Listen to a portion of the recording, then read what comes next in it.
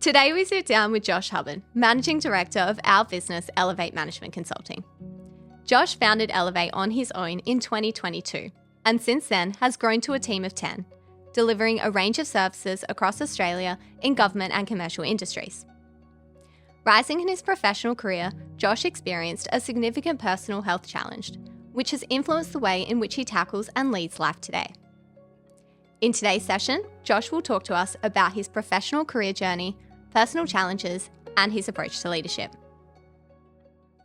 Josh, tell us a bit about your childhood and what was day-to-day life like. No worries.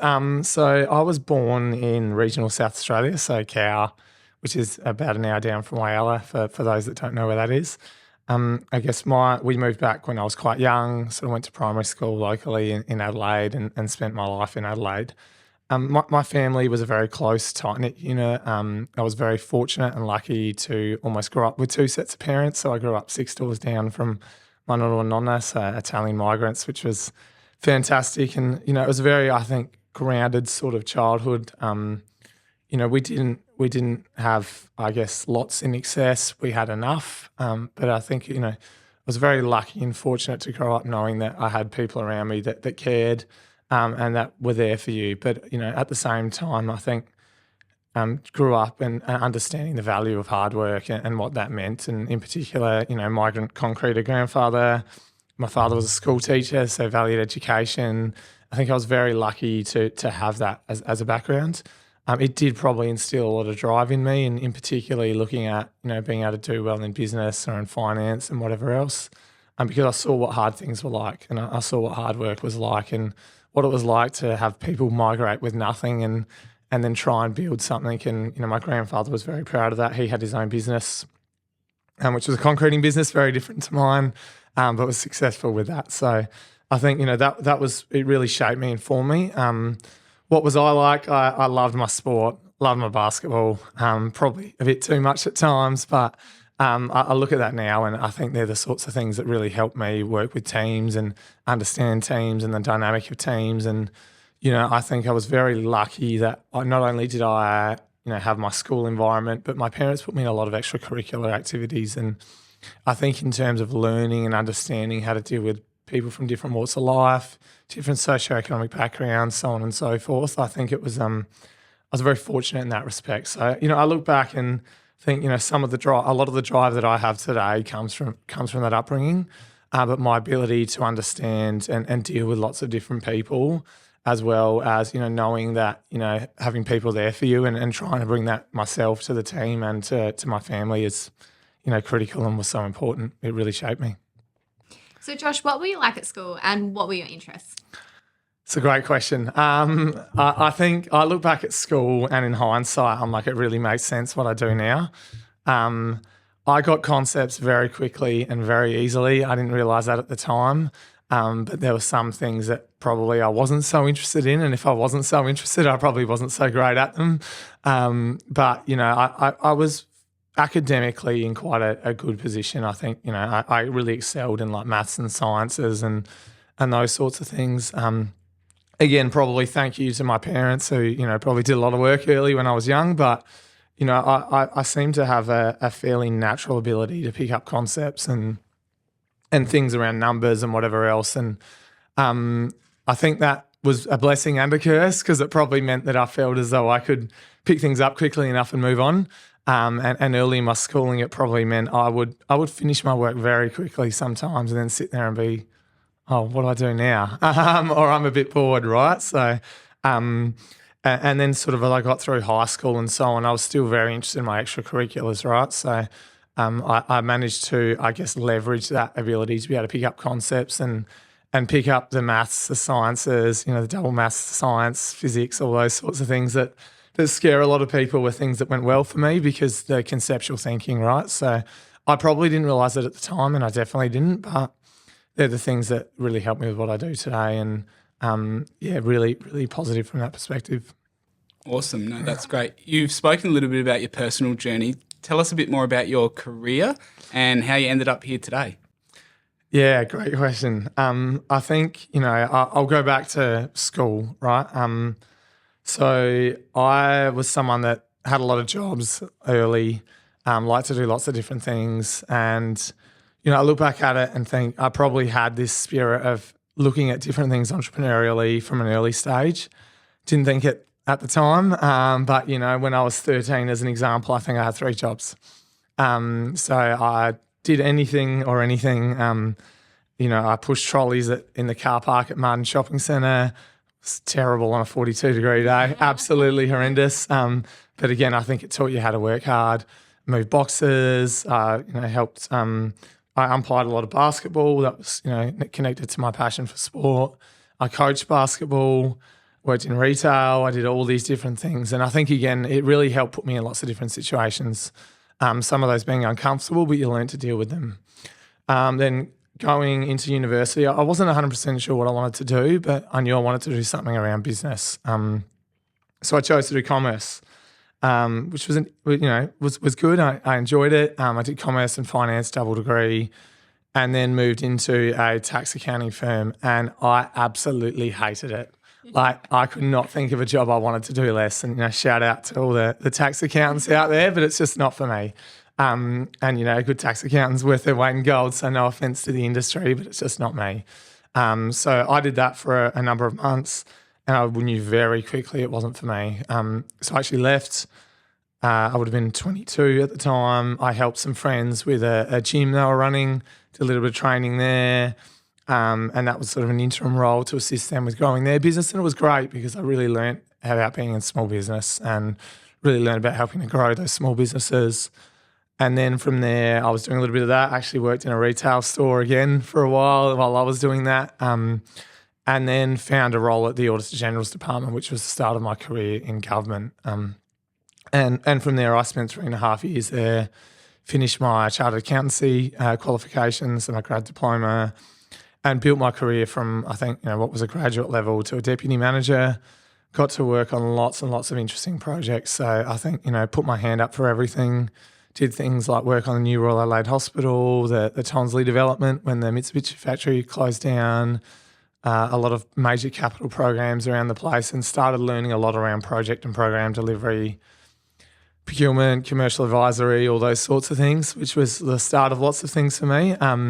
And I left that role just to try to do something different. And I went and worked in SA Health for a while. It was a short contract role at Narlands at Lyle McEwen, which was excellent. It was more the business and operational advisory roles, and then moved into the infrastructure and transport department. So I did from there, I spent 5.5 years there, a series of executive roles, and absolutely loved it. Like, don't have anything bad to say about it. But there I got really into working towards my back end there of large major commercial programs and projects, and that include change, that included, industrial pieces, technology, all those things, and really learned that I loved those environments. Like, I liked having to move quickly. I liked working in complex environments. I liked the multidisciplinary piece. And that was sort of what I guess started shaping where I am now. So from there, I did another short stint on another project, and came to the conclusion that after 9.5 years in government, I needed to probably have a think about whether I was going to try something else or whether that was it for me. And neither would have been a bad road, but I obviously made the decision to try something else, and I guess that was the start of what we do now. So Josh, you were able to move into quite senior roles at a young age. What attributes do you think helped drive that success? And moving into those roles at a young age, were there any challenges or self-doubt that you experienced? Yeah, absolutely. So I think in terms of attributes, there's a few key takeaways, and they're things that if people ask me what helped, I'd talk to every time. I think just an ability to take on challenges. People quite often shy away from the difficult, but those difficult things are the things that move you forward in your career, and they're quite often where you get the most personal satisfaction from what you do. So I think I was one that always put my hand up, happy to do extra, happy to take on challenges, and always tried to do that with a really positive attitude. So was always, yep, I'm there, I'll do it. Nothing's too hard, let's go for it, right? I think collaboration and wanting to work with people and communicate. So I've always tried to be a big open communicator. And I think the other thing I really worked on early was presentation. So Just small things, making sure I was, there on time. I looked the part. I spoke well when I spoke in meetings. And you can't fake that, right? If you don't do the work before, people will sometimes, they'll work out pretty quickly that you don't know what you're talking about, right? So I think just being happy and willing to put in those extra yards, but really making sure that, you do it with a smile on your face, your energy's positive, and people don't want to go and ask for things, and particularly as a leader, you're not going to go to the person that sits there and looks grumpy every time you need some help, right? You can go to the person that has a smile on their face, that's happy to take it on, and that will do a good job. So the other part of that for me was always like QA. I'm still like that now, but I would QA my work 100 times over before it went anywhere. And I know at my time for my leadership, that was really helpful, because they wouldn't get a piece of work and think, I need to fix this, this and that. Even if the content was wrong, the quality in terms of the presentation was there. In terms of, those things around challenges, look, I think anyone that steps into a really senior role at a young age is probably going to have some level of, imposter syndrome, for want of a better term. And it takes a while to really sit there and click and go, I actually do deserve to be here. And that was a big thing for me early was, you're sitting around tables and, to be frank, your graduates sometimes are older than you, and you're the leader of, 35, 40 people, whatever it may be. But again, back to doing the work. If you do the work and I think, and practice and just put yourself in uncomfortable situations, over time I probably got to the point where, hang on, what am I worried about this for? I actually do really deserve to be here. I've done the work. I understand the topics. And that age has absolutely nothing to do with my capability. So you're the managing director of Elevate, and you started on your own, and now we're up to around 10 people. What drove you to establish Elevate Management Consulting? That is a great question. And there's a few things behind that. So I think I spoke to earlier that I got to a point in my career where I thought it is time to try something different. I had no idea what that was, to be honest. Like, everyone asks me and they think I'm going to come out and say I had some 10-year plan, I had some business plan designed 5 years before it started. Absolutely not. So I knew I wanted to do something different. I didn't know what I wanted to do. So to be frank, I'm going to do some contracting work for a while. But in saying that, I did have this idea that, I bought these services a lot in my time as an executive. And there were bits I thought were done really well, and there were other bits that I thought could really be improved. And I took note of that, and I thought, well, if I ever did that, this is how I would do things, right? So I basically went, I'm not sure exactly where I'm going. I want to start out doing some contract work, and then we'll go from there. And then doing that contract work, I sort of went, hang on, all those things that I was thinking about before, there's a spot in the market for this, and people are looking for it. So I essentially was able to get too busy for myself, which was excellent, and then started employing people and moving with the business. And then those principles and those ethos that I spoke about really is what drove how we deliver. So, looking at things like giving people the answers they really need, making sure we bring capacity and capability to everything, and, really having that cut through with what we deliver. The other side of it was, I guess, more the personal side and the softer side. I established the business, I guess, about 2 months after my nonna passed away. I spoke earlier about the influence he had on my life.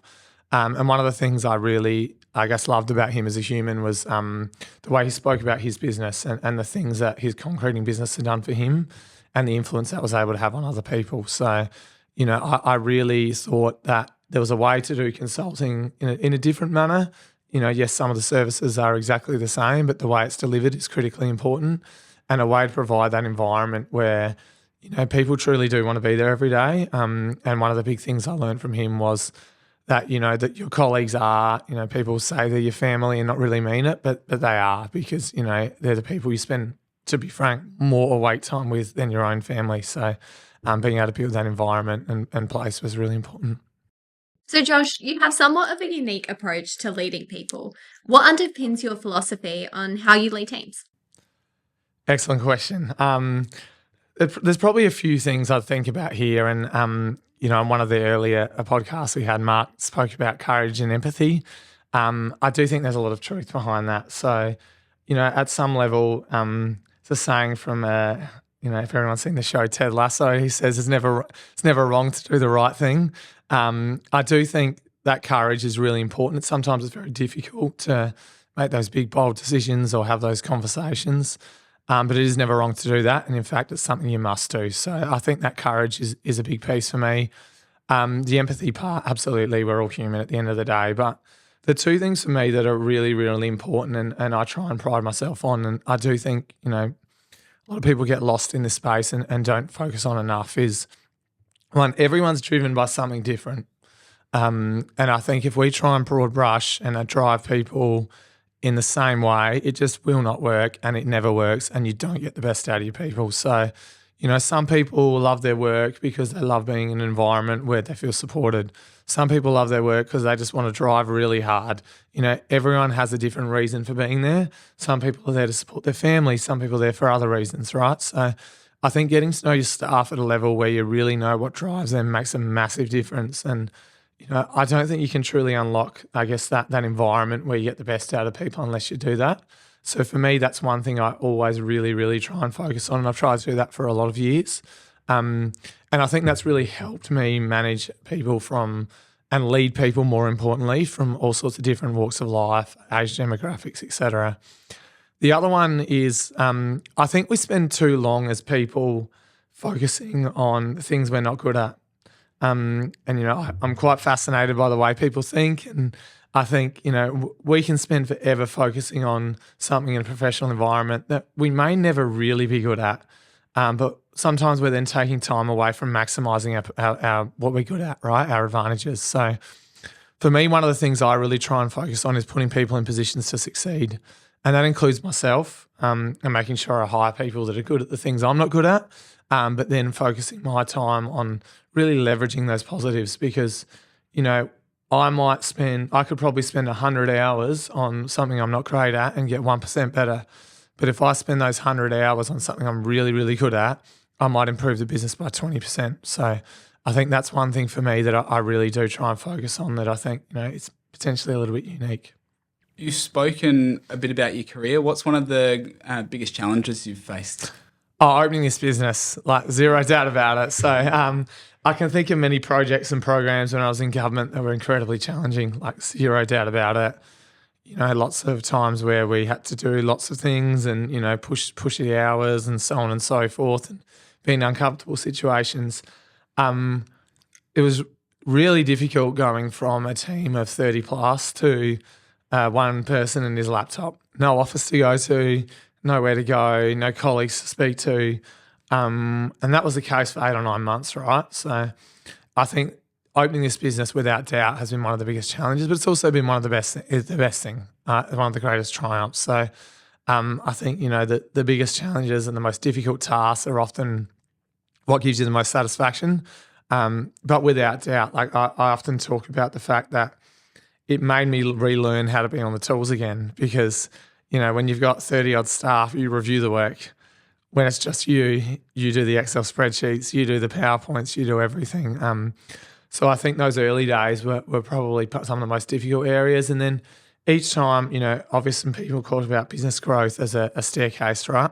And you go through these jumps and sometimes each time you go through those jumps, you get challenges. And, I think about moving into our first office space and the time that happened and whatever as a challenge as well. So I think without doubt, the greatest triumph and the greatest positive, but also the greatest personal challenge from not having that broader group or that network or so on. And great networks, just not in your own business, was early days trying to find a spot at a cafe in between meetings or, do I go home because I've got 2 hours and so on and so forth. I think that would be the biggest challenge. So what do you enjoy most about your role as Managing Director of Elevate? Another good question. I think it's probably around people and organisations. So I think and the challenge and diversity, I think. So I think every organisation you work with, every business unit has a story, right? And the great thing about what we get to do is we're privileged enough that people ask us to come in and learn more about their story. And we get to help create the next chapter in that story, right? So for me, what I find really fascinating and inspiring is that, the people in our team, the people we work with, the organisations we work with, they're all opening up to us, and they're all working with us and saying, this is where we are, this is where we've been, and this is where we'd like to go. And I think that is just brilliant. It's such a nice way to work and be able to work with people and impact that. The other part I'll touch on quickly is just the diversity of work. So lots of different organisations, lots of different things, lots of different challenges. And I think back to, my strength being conceptual thinking and being able to pick that information up quickly. I love the diversity, and I think personally I'm lucky that it plays to my strengths. Earlier we spoke about your childhood a little bit. Did you think as a child you would be doing what you are today? No, absolutely not. I don't really think I knew exactly what I wanted to do, and I think, it is a difficult thing where, 15, 16 years old, you're expected to know what you're going to do. Absolutely not. I think the thing, if I think back, that's the most surprising about what I do now is that I spend a lot of my time presenting and talking to people in groups, and I just don't think that's something I ever thought I would have done for a living. And I think it's something I've grown in confidence with over time. So the answer to that is definitely not. I think, back to what I said earlier, I do think elements of what we do today make perfect sense from what I was like at school around conceptual thinking and, being able to articulate things. But more broadly, absolutely not. So Josh, do you have any role models that you've learned from in your life? And if so, how do you observe those behaviours and bring them into practice to elevate? It's a great question. So absolutely. I think for me, I haven't really been someone that's ever been big on role models that are celebrities or in the public eye or whatever else. Not at all, to be honest, I think. I've learned lots of things from lots of people that have been close to me throughout my life. So I think family is a big one. You learn lots of good traits from your family, lots of people you look up to in your family that do the right thing by you and the broader family. I think lots of leaders that I've had, whether they've been my own organisation, friends, mentors, so on. I think it is absolutely so important to have those people and to pick those traits and go, that's for me, or maybe that's not. So I think equally as important. It's important to know what doesn't work for you. And I think, some of those people or even some of those leaders you work with, you might look at some of the stuff and go, that's really good. I really like that. That's something I'd really do. Alternatively, you might go, that's not something I'd ever do. And it's not because what they're doing is wrong or it's the wrong way to go about things, but it might not suit you and it might not be part of the person that you are. So I think really, taking the good and not the bad, but the things that you wouldn't do out of people and role models is critically important. But yeah, for me, I've had lots of role models. I've been very lucky. Managers I've had, family members, mentors that I've had. But for me, it's really been getting to know those people on a personal level that has driven a lot of benefit for me at my level. What a lot of people might not know is that at a young age you suffered a very major health incident. Do you mind sharing a little bit more about what occurred? Yeah, absolutely. So it's nearly 7 years ago now. So I was 29. I'd spent a lot of my career playing a lot of basketball. I just finished not long before with some knee problems, and I decided to take up cycling. So what do you do with bad knees? You do something that's low impact on your knees. So, I was really into it. I was probably riding 150 to 200 Ks a week at the time. Literally that weekend I'd finished 100 Ks the day before. So I woke up on a Sunday morning, had a headache, didn't think anything about it.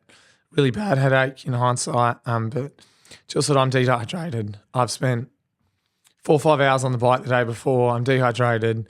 I'll get back on the bike. I'll take some fluids. I'll be fine. So I was about 13 Ks into my ride. I was at the top of Montacute Road in the Adelaide Hills, and my head was still hurting, and all of a sudden I felt this bang. I thought that what had happened was that my tyre had blown out. It wasn't a tyre on my bike. It was actually a clot going off in the back of my brain. So I looked up. I saw that there was nothing coming the other way, thankfully. And by some miracle, there was a little landing on the right-hand side of the road. So I pulled over to the right-hand side and tried to get off my bike, couldn't get off properly. Now, what usually happens in these incidents is people black out. I didn't black out at all. I think it's probably the worst thing that ever happened because you relived everything. So I was with my uncle at the time, fortunately. I thought I was dehydrated again, so I said, just call my dad. My dad got there very quickly realised something was wrong and rushed me straight to the Mulberry Hospital. What had happened as part of that is the part of my brain that it affected is around the reflex that essentially holds in your food. So I was constantly vomiting, just could not stop. Hard to explain. So not only had I had this fairly major stroke, I also tore my esophageal lining in my esophageal tract. So by the time I got to the hospital, I couldn't walk because it affected the left side of my body. So I was getting these really heavy head spins, this vomiting, nausea, and the left-hand side of my body completely didn't work. So I was taken into the emergency department. They spent hours and couldn't work out what it was because what fit 29-year-old has that happen to them, right? And then I was moved to Lime McEwen where I spent a couple of days. So about a day and a half later, they worked out what it was, but didn't know the cause. So, and I'll talk to the rehab and so on as part of this session. But I guess the thing that happened from there is a day and a half later, I got told you've had a fairly major stroke. We don't know what your prognosis is. We don't know if you'll recover. We don't know if you'll get back to work. We just don't know. Somewhat naively, my mindset straight away went to, all right, what do I have to do?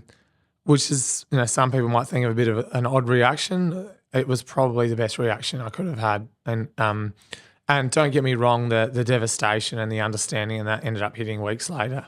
But so I guess, what happened from that, what caused it, I didn't find out for 5.5 years, but I had a hole in my heart that had been there my whole life, the size of a 10-cent piece, quite significant. So it had been found earlier, but it wasn't, there's some other testing that was done. It was much larger than we thought. Anyway, it wouldn't have been picked up before the incident. Luckily enough, thanks to modern medicine, my heart's now been fixed. But yeah, it was a very difficult time. And, just a crazy thing that happens to a 29-year-old. But look, there are lots of positives you take out of it around how it changes the way you look at life and the way you deal with people. So Josh, what was your road to recovery like, and was your recovery guaranteed? Yes, so absolutely not guaranteed. So the only thing I knew is that, and I was told this very early, whatever you did in the next 6 to 13 weeks had the largest impact on your recovery. So lots of people don't recover. Sometimes it's because people don't do the rehab or they're not that diligent about it. Some people just can't. That's the reality. So I was essentially told the plasticity of the brain because of your age is good. And you have to take advantage of that while it's most plastic, which is in that 6 to 13 week period. So what I did was I spent, I guess, a lot of time quite fastidiously going through my rehabilitation. So I very much went, well, look, if this next 6 to 13 weeks determines where I land, I'm going to go so hard at this thing that when I get to the end of this period, it's not going to be because I didn't do the work. It's just going to be because it couldn't happen. So I started rehabbing the day after it happened.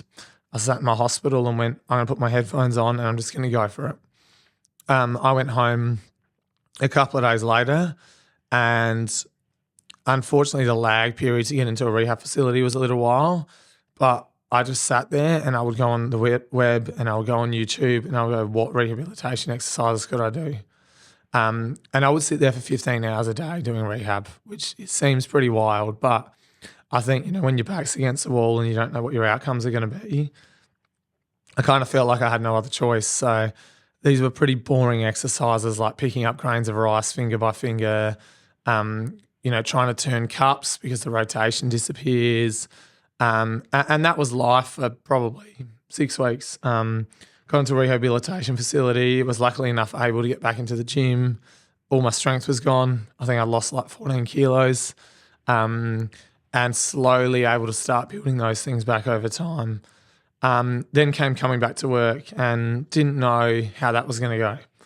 And to start with, I could only work 3-hour shifts because you get this thing called post-stroke fatigue.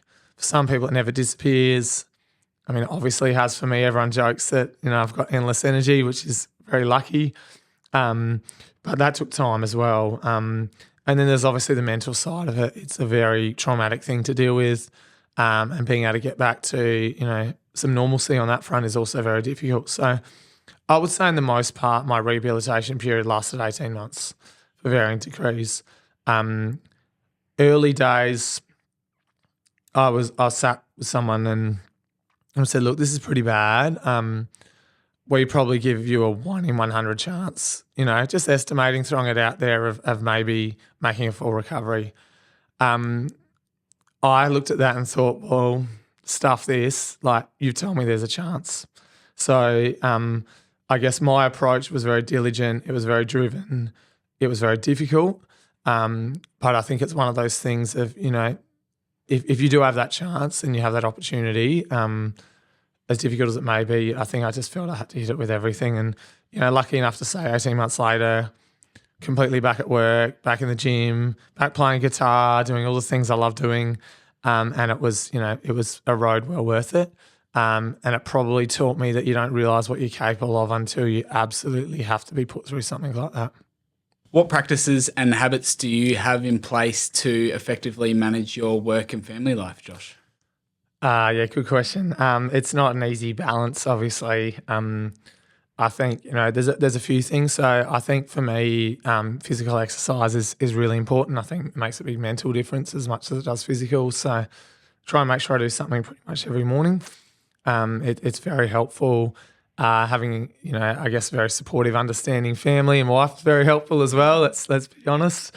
But I think, for me, that the physical side is really important, and trying to maintain some hobbies and other things. I've got a nearly 2-year-old at home.